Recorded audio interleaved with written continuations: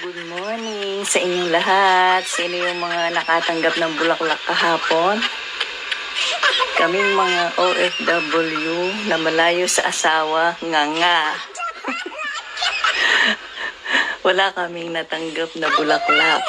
Ang dami kong nakitang mga nagpo-post sa social media ng mga bulaklak na binigay ng mga asawa nila. Kaming mga inday dito sa abroad na malayo ang asawa, walang mga natanggap, pero ang natanggap namin ngayong Chinese New Year,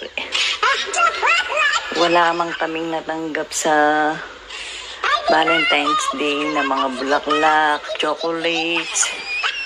Ito lang natanggap namin. Ayan, bouquet of ampaw. Oh, di ba?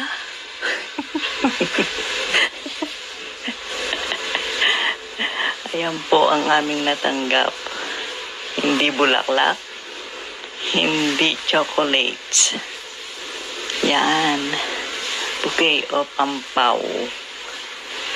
Hindi ko na po ipapakita yung pero happy po ako sa laman. Maraming salamat sa family ng aking employer. Lalong-lalo na yung bigay ng employer ko. Thank you so much. God bless.